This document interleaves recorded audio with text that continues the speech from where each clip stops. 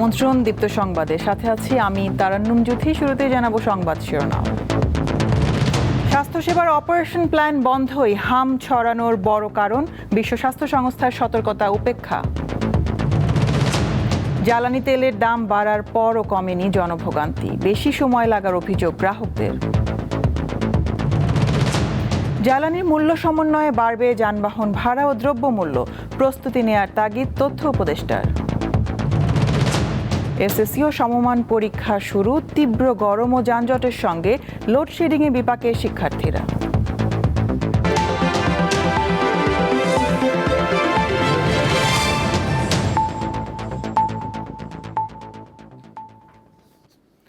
বিশ্ব স্বাস্থ্য সংস্থা সতর্ক করার পরও গত 2 বছরে দেশে টিকার বিশেষ ক্যাম্পেইন হয়নি।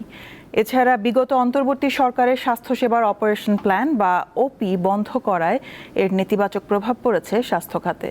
সব মিলিয়ে সংক্রামক ও অসংক্রামক রোগ ছড়িয়ে পড়ছে দেশে।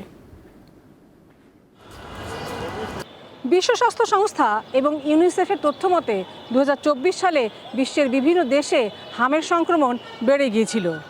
এশিয়া মহাদেশের মধ্যে ভারত, পাকিস্তান, আফগানিস্তান, ইন্দোনেশিয়া, ফিলিপাইন অন্যতম। আফ্রিকা মহাদেশে নাইজেরিয়া, ইথিওপিয়া, ব্রাজিল। ইউরোপের যুক্তরাজ্য, অস্ট্রিয়া সহ আরও বেশ কিছু দেশে হামের প্রকোপ বেড়ে গিয়েছিল। বাংলাদেশকেও সতর্ক করেছিল বিশ্ব স্বাস্থ্য সংস্থা, কিন্তু তা আমলে না নেওয়ায় এবছর হামের এই প্রকোপ। সংক্রমণ ঠেকাতে প্রতি 4 থেকে 5 বছর অন্তর অন্তর একটি বিশেষ টিকা ক্যাম্পেইন করে সরকার, কিন্তু গণ অভ্যুত্থানকালীন পরবর্তী সময়ে এই বিশেষ ক্যাম্পেইন করেনি অন্তর্বর্তীকালীন সরকার। কেন টিকা কেনা এই গাফিলতি, তা জানালেন এই বিশেষজ্ঞরা। ইউনিসেফের মাধ্যমে টিকা কেনা হতো, সেই টাকাটা পুরো আমাদের global alliance for vaccine and immunization Gavi এরা দিত। তো যেহেতু আমরা ওপি উইথড্র হয়েছে এবং আমাদের বৈদেশিক সাহায্যের পরিমাণ কমে আসছে, তো তারা বললো আংশিক টাকা বাংলাদেশ সরকারকে দিতে হবে। ফিনান্স মিনিস্ট্রি বললো বাংলাদেশ সরকারের টাকা মানে রেভিনিউর টাকা, সেই রেভিনিউর টাকার অডিট এবং হিসাবটা আলাদাভাবে হবে, সেটা না মেনে চললে আমরা এই টাকা বরাদ্দ দেবো। তখন অন্তর্বর্তী সরকার বললো যে আমরা তো এর মধ্যে যদি জোর করে মানে নির্বাহী আদেশে এই টাকাটা দেওয়া হয় তাহলে ভবিষ্যতে এটা দুর্নীতি হিসাবে চিহ্নিত। তারা বলে নির্বাচনের তারিখ ঘোষণা হয়ে গেছে, নির্বাচন হবে, নির্বাচিত সরকার এই ডিসিশন নিবে। তারা যদিও আমেরিকার সাথে চুক্তি করতে কোনো হেজিটেট করে না যে পরবর্তী নির্বাচন সরকার সেটা করুক, কিন্তু এই বিষয়ে তারা পরবর্তী সরকারের উপর ছেড়ে দিয়েছে। বিকল্প ব্যবস্থা না রেখে হঠাৎ করে স্বাস্থ্যের বিভিন্ন অপারেশন প্ল্যান বা ওপি বন্ধ করা হঠকারী সিদ্ধান্ত বলে মনে করেন বিশেষজ্ঞরা। আমার কাছে এটা হঠকারী সিদ্ধান্ত। এটা হয়তোবা সেক্টর প্রোগ্রামটা বাদ দেওয়া যেত, কিন্তু তার একটা এক্সিট প্ল্যান দরকার ছিল যে আমরা এটা বাদ দিতে চাই। প্রথমত কেন বাদ দিলে আমাদের যে প্রোগ্রামগুলো চলছে সেগুলো কিভাবে চলবে। আমরা হয়তো অনিয়ম চাই না, নিয়ম চাই, কিন্তু পুরো পরিকল্পনাকে বাদ দিতে চাই না। বাংলাদেশে কিন্তু অনেক আগের থেকেই আমরা প্রায় 80% বা 80%, কোনো সময় 99% পর্যন্ত আমাদের কভারেজ ছিল টিকা দেওয়ার ক্ষেত্রে। কিন্তু আমরা যদি ধারাবাহিকভাবে গ্রাফটা দেখি, গত বছর 25 সনে এটা প্রায় 60%-এ নেমে আসছে। তার মানে 40% লোকেই আমাদের ইপিআইয়ের যে প্রোগ্রাম সেটা কভারেজ পায়নি। সরকার এই অবস্থা সামলাতে জরুরি টিকাদান কর্মসূচি চালাচ্ছে। এই টিকার ফল পেতে আরও 2 মাস সময় লেগে যেতে পারে বলে জানান বিশেষজ্ঞরা। লাবণী গুহ, দীপ্ত সংবাদ, ঢাকা।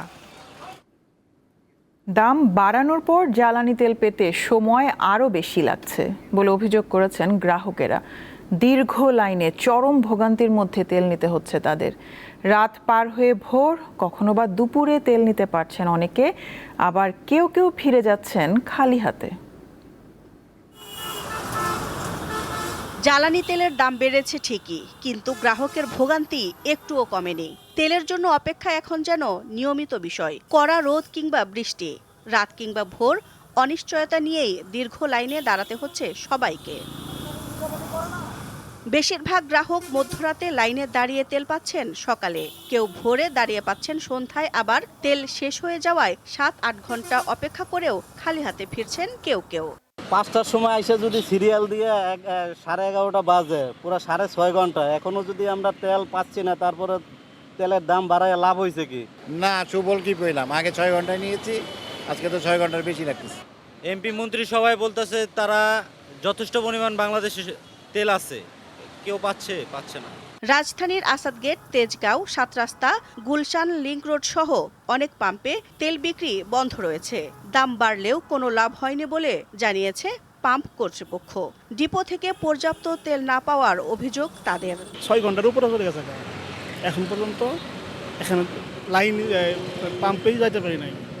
কি যে একটা ভোগান্তি। আমাদের হচ্ছে তেলটা পর্যাপ্ত দেওয়া হোক, তাহলে আমাদের এই প্রবলেমগুলো থেকে আমরা বের হতে পারবো। হেড অফিস থেকে আর লিস্ট পাঠিয়ে দেয় ডিপোতে, ওই ডিপো অনুযায়ী আমাদেরকে তেল দিচ্ছে। ডিপোতে আমাদের তেলই আমরা কম দিচ্ছে, এখন পর্যন্ত কম দিচ্ছে। জ্বালানি তেলের বিক্রি স্বাভাবিক রাখতে মূল সমস্যা খুঁজে বের করে দ্রুত সমাধানের অনুরোধ জানিয়েছেন গ্রাহকরা। দিলশা দানি, দীপ্ত সংবাদ, ঢাকা। এদিকে জ্বালানি সংকটের প্রভাব পড়েছে চট্টগ্রাম বন্দরের বহির্নোঙরে পণ্য খালাস কার্যক্রমে। পর্যাপ্ত ডিজেল না পাওয়ায় সময় মতো পণ্য খালাসে যেতে পারছে না লাইটার জাহাজ। ফলে মাদার ভেসেলগুলোকে গুনতে হচ্ছে বাড়তি মাশুল। লাইটারের জাহাজে জ্বালানি সরবরাহ দ্রুত স্বাভাবিক না হলে বহির্নোঙর পণ্য খালাস বন্ধ হওয়ার শঙ্কা সংশ্লিষ্টদের। 50,868 টন সয়াবিন বীজ নিয়ে 1 মাসের বেশি সময় আউটার অ্যাঙ্কারেজে নোঙর করে আছে MVGM ফরচুন জাহাজ। 1 মাস পার হলেও এখনো জাহাজে রয়ে গেছে প্রায় 2,900 টন পণ্য। এতে জাহাজটির টার্ন অ্যারাউন্ড টাইম গিয়ে দাঁড়িয়েছে স্বাভাবিক সময়ের দ্বিগুণের বেশি। এছাড়া বহির্নোঙরে অবস্থান করছে প্রায় 80টি মাদার ভেসেল। কারণ জ্বালানি সংকট তীব্র আকার ধারণ করায় চট্টগ্রাম বন্দরে লাইটার জাহাজ চলাচল প্রায় অচল হয়ে পড়েছে।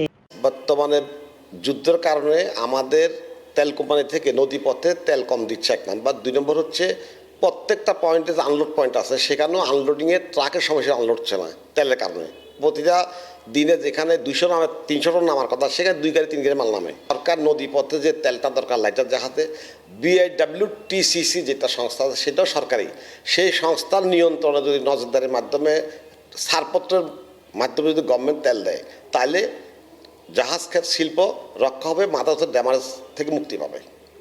এছাড়া দেরিতে ক্লিংকার, খাদ্যশস্য ও পোল্ট্রি ফিড সহ বিভিন্ন আমদানি পণ্যের সরবরাহ ব্যাহত হচ্ছে, যা বাজারে মূল্যস্ফীতি বাড়াচ্ছে। সেই সাথে বিদ্যুৎ কেন্দ্রের জন্য আনা কয়লা সঠিক সময়ে খালাস করতে না পারায় সংকট আরও বাড়ছে। তেলের সংকটটা কমপ্লিটলি লজিস্টিক সিস্টেমকে, অথবা বলে যে আমরা যদি বলি যে পণ্য পরিবহন ব্যবস্থা যেটা, এটাকে একদম তছনছ করে ফেলতেছে।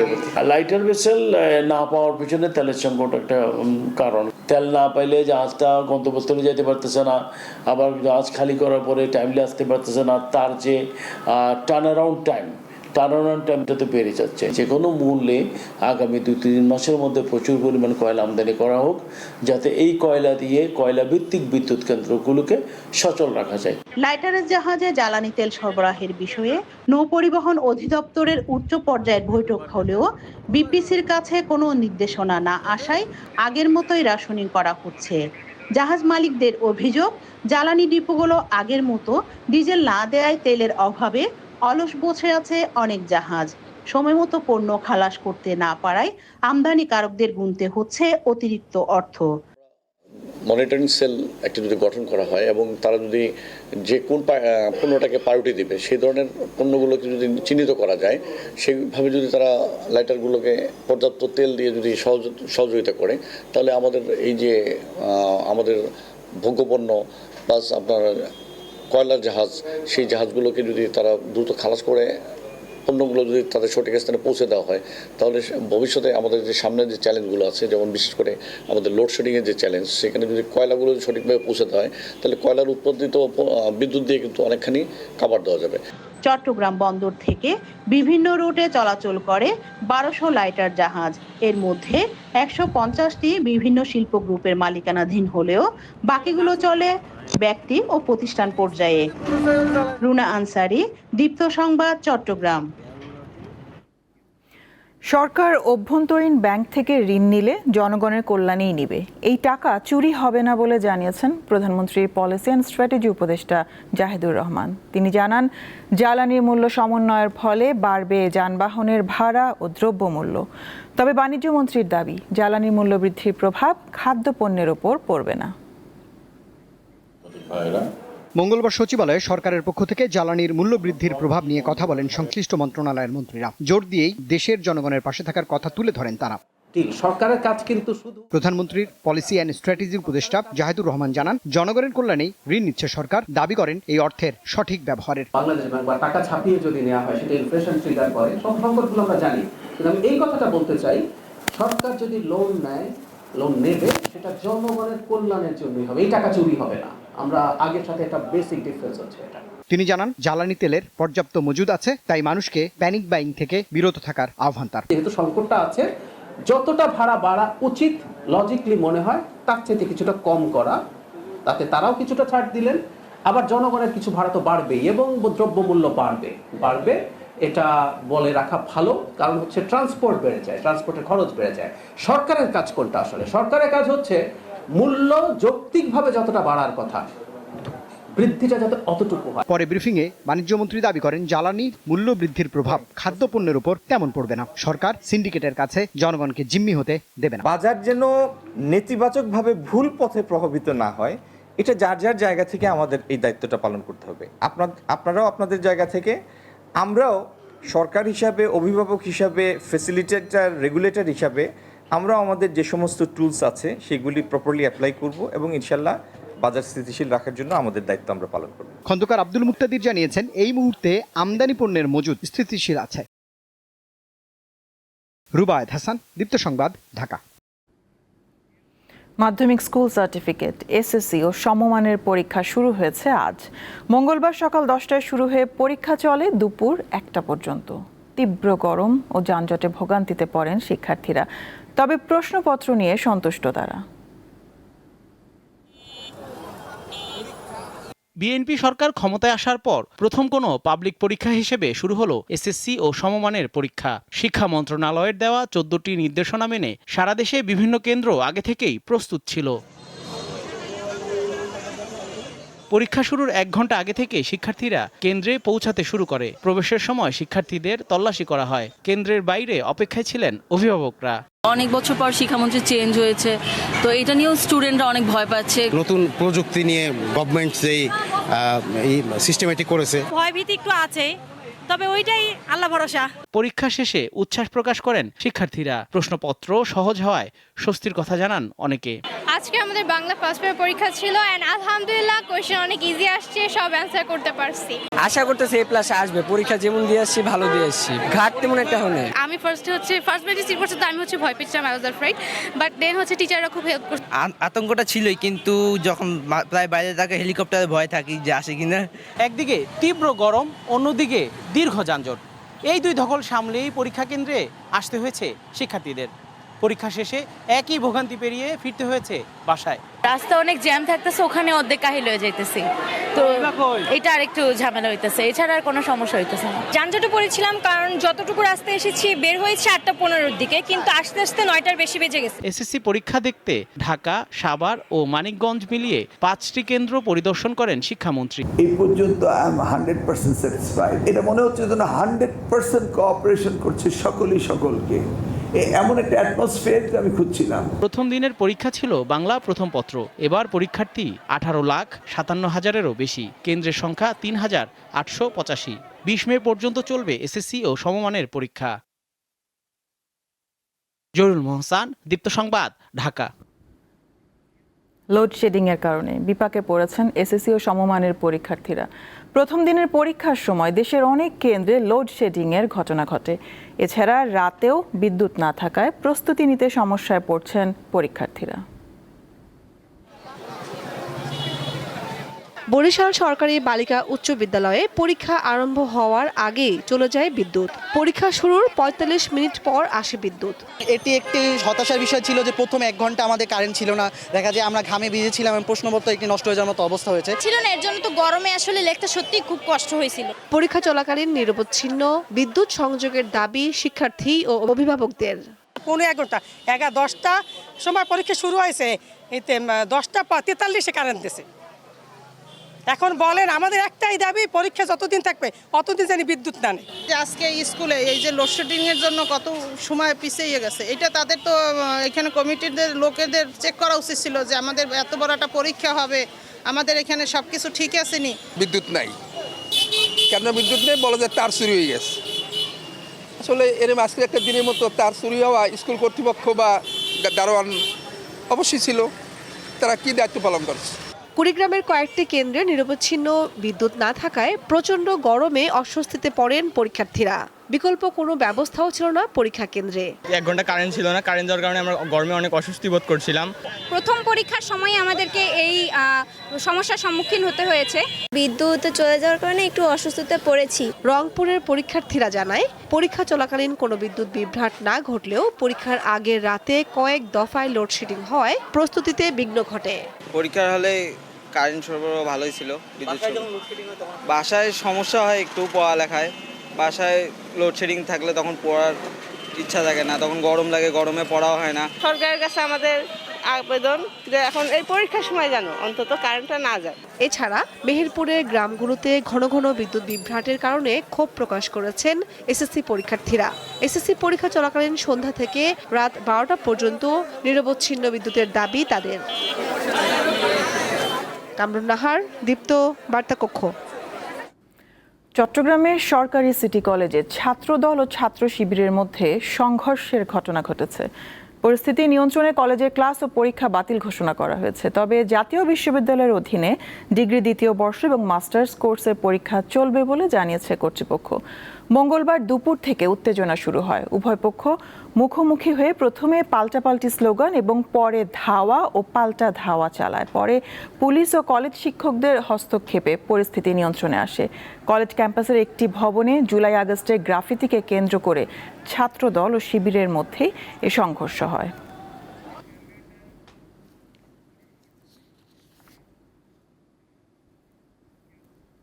আন্তর্জাতিক অপরাধ ট্রাইব্যুনালের সদ্য সাবেক প্রসিকিউটর সাইমুম রেজা তালুকদারের বিরুদ্ধে ঘুষ দাবির অভিযোগের প্রাথমিক সত্যতা পেয়েছে তদন্ত কমিটি। অভিযোগের সপক্ষে তথ্য প্রমাণ ও অডিও রেকর্ড হাতে পেয়েছে এই লক্ষ্যে গঠিত ফ্যাক্টস ফাইন্ডিং কমিটি। মঙ্গলবার তদন্ত কমিটির সূত্র এই তথ্য নিশ্চিত করেছে। সাবেক সংসদ সদস্য ফজলে করিম চৌধুরীর পরিবারের কাছ থেকে প্রসিকিউটর সাইমুম রেজা তালুকদার কোটি টাকা ঘুষ দাবি করেন। বিষয়টি নিয়ে ব্যাপক চাঞ্চল্য তৈরি হলে ট্রাইব্যুনালের পক্ষ থেকে একটি ফ্যাক্টস ফাইন্ডিং কমিটি গঠন করা হয়। তবে চিফ প্রসিকিউটর জানিয়েছেন, ঘুষ গ্রহণের সত্যতা তারা পাননি।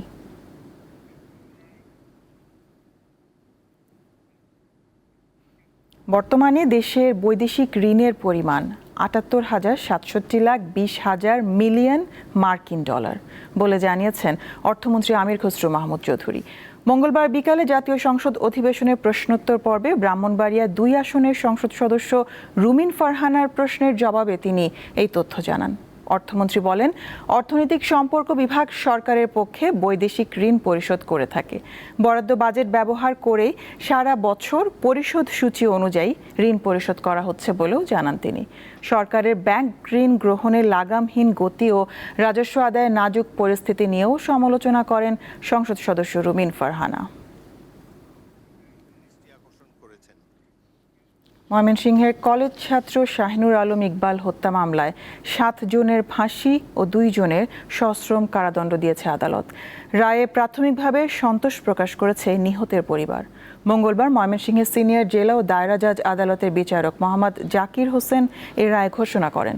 ফাঁসির দণ্ডপ্রাপ্ত প্রত্যেককে 50,000 টাকা করে অর্থদণ্ড এবং 2 নারীকে 25,000 টাকা করে অর্থদণ্ড দেওয়া হয়েছে। তারাকান্দা উপজেলার 2021 সালের 31 মে দিবাগত রাত 11টায় নিখোঁজ হয় শিক্ষার্থী ইকবাল। পরে 6 জুন পরিত্যক্ত সেপটিক ট্যাঙ্ক থেকে ইকবালের মরদেহ উদ্ধার করে পুলিশ।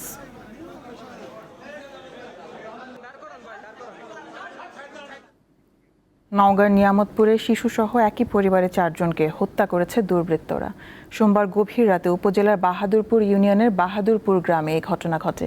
নিহতরা হলেন হাবিবুর রহমান, তার স্ত্রী পপি সুলতানা, ছেলে পারভেজ এবং মেয়ে সাদিয়া আক্তার।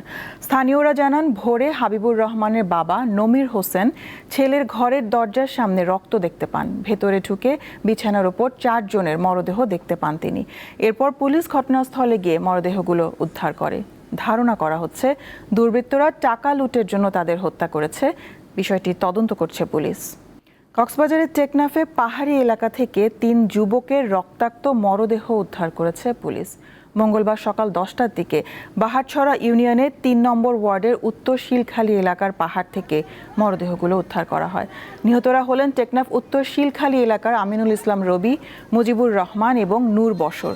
সকালে স্থানীয় কয়েকজন শ্রমিক পাহাড়ে কাজ করতে গেলে মরদেহগুলো পড়ে থাকতে দেখেন।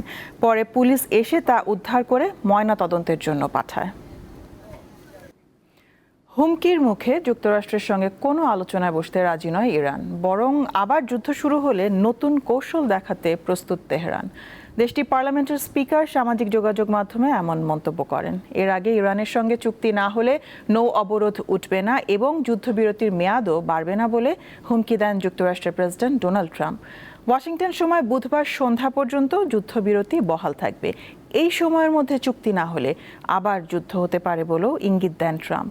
এদিকে ইরান যুক্তরাষ্ট্র ইসরায়েলের টানা 40 দিনের যুদ্ধে 13 জন মার্কিন সেনা নিহত এবং 415 জন আহত হয়েছেন বলে জানিয়েছে পেন্টাগন।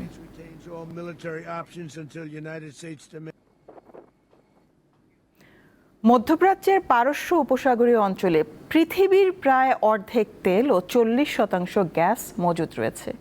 এই অঞ্চলের কূপগুলোয় প্রতিদিন যে পরিমাণ তেল উত্তোলন হয় তা উত্তর সাগর বা রাশিয়ার তুলনায় 2 থেকে 5 গুণ বেশি।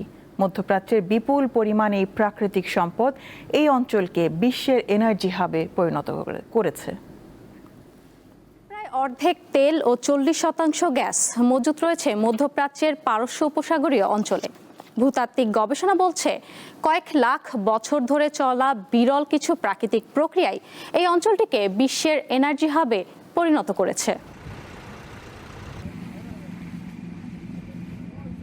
সৌদি আরব, ইরাক, কুয়েত, ইরান ও সংযুক্ত আরব আমিরাত বিশ্বের শীর্ষ 10 তেল উৎপাদনকারীর মধ্যে অন্যতম।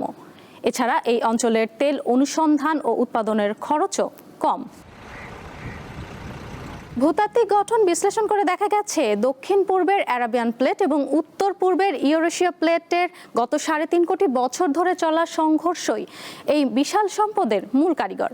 প্রায় 20 কোটি বছর আগের জুরাসিক এবং ক্রিটেসিয়াস যুগে সামুদ্রিক পলি ও জৈব পদার্থ থেকে এই তেল ও গ্যাসের সৃষ্টি হয়েছে।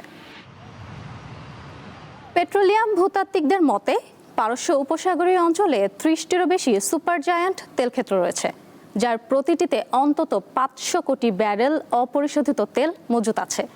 এখানকার তেল কূপগুলোর উৎপাদন ক্ষমতা রাশিয়া বা উত্তর সাগরের কূপগুলোর তুলনায় 2 থেকে 5 গুণ বেশি। সৌদি আরবের ঘাওয়ার তেল ক্ষেত্র এবং ইরান ও কাতারের সাউথ পার্স নর্থ ডোম গ্যাস ক্ষেত্র এই অঞ্চলের তেল গ্যাস মজুতের বিশালতার প্রমাণ। পুরো ঘাওয়ার খনি থেকে প্রায় 7,000 কোটি ব্যারেল তেল পাওয়ার সম্ভাবনা রয়েছে, যা বিশ্ব অর্থনীতিতে এই অঞ্চলের প্রভাবকে অপ্রতিদ্বন্দ্বী করে তুলেছে। যুক্তরাষ্ট্রের ভূতাত্ত্বিক জরিপ সংস্থার তথ্য মতে 1 শতাব্দীরও বেশি সময় ধরে উৎপাদন চলার পরেও এই অঞ্চলে এখনও প্রায় 86 বিলিয়ন ব্যারেল তেল এবং 9.5 ট্রিলিয়ন ঘনমিটার গ্যাস অনাবিষ্কৃত অবস্থায় রয়ে গেছে। আধুনিক প্রযুক্তির ব্যবহারে এই উৎপাদন আরও বহুগুণ বাড়ানো সম্ভব বলে মনে করছেন বিশেষজ্ঞরা। মধ্যপ্রাচ্যের বিপুল পরিমাণ এই প্রাকৃতিক সম্পদ তাদের জন্য যেমন আশীর্বাদ, তেমনি অনেক পরীক্ষার মুখোমুখিও করেছে। মধ্যপ্রাচ্যে বড় কোনো সংঘাত শুরু হলে বিশ্বব্যাপী জ্বালানি সংকট তৈরি হয়। ইশরাত সুমা, দীপ্ত বার্তা কক্ষ। খেলার খবর। সিরিজের দ্বিতীয় ওয়ানডেতে কাল শ্রীলঙ্কা নারী দলের বিপক্ষে মাঠে নামবে বাংলাদেশ নারী ক্রিকেট দল। রাজশাহী স্টেডিয়ামে ম্যাচটি শুরু হবে সকাল 9:30টায়। প্রথম ওয়ানডেতে 3 উইকেটে জয়ের ফলে সিরিজে 1-0 এগিয়ে আছে স্বাগতিকরা। সেই ধারাবাহিকতা ধরে রেখে দ্বিতীয় ম্যাচেও জয় চাইছে নিগার সুলতানারা। আর সিরিজে টিকে থাকতে হলে দ্বিতীয় ওয়ানডেতে জয়ের বিকল্প নেই শ্রীলঙ্কার। তাই তো প্রথম ম্যাচের ভুল শুধরে দ্বিতীয় ম্যাচে ঘুরে দাঁড়াতে চায় সফরকারীরা।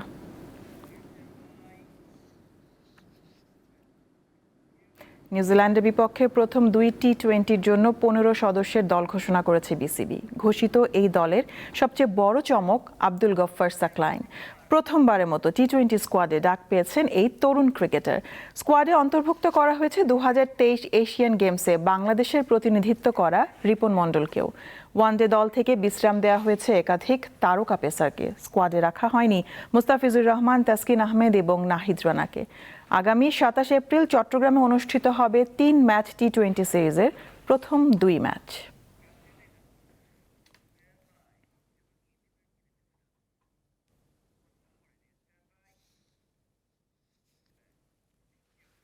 নয়টি দল নিয়ে শুরু হয়েছে স্বাধীনতা কাপ ভলিবল প্রতিযোগিতা 2026। 5 দিন ব্যাপী এই প্রতিযোগিতা চলবে 25 এপ্রিল পর্যন্ত। শহীদ নূর হোসেন জাতীয় ভলিবল স্টেডিয়ামে অনুষ্ঠিত উদ্বোধনী দিনের প্রথম ম্যাচে বাংলাদেশ জেলকে 3-0 সেটে হারিয়েছে বাংলাদেশ বিমান বাহিনী। দ্বিতীয় ম্যাচে জয় পেয়েছে বাংলাদেশ আনসার ও ভিডিপি। তারা হারিয়েছে বাংলাদেশ ফায়ার সার্ভিস ও সিভিল ডিফেন্সকে। আর তৃতীয় ম্যাচে সেনাবাহিনী 3-0 সেটে হারিয়েছে বিকেএসপিকে।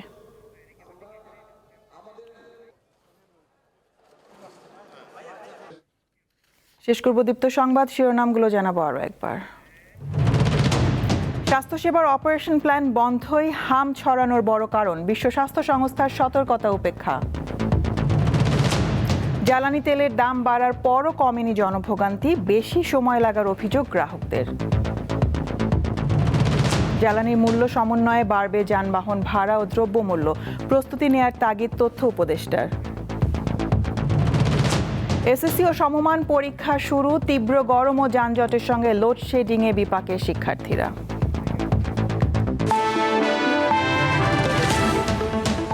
এ ছিল এখনকার মতন। আমি তারান্নুম জুথি বিদায় নিচ্ছি। দর্শক আরও তথ্য বিনোদনের সংবাদ জানতে যুক্ত থাকুন দীপ্ত টিভি ডিজিটাল প্ল্যাটফর্মগুলোতে। এতক্ষণ সাথে থাকার জন্য ধন্যবাদ সবাইকে।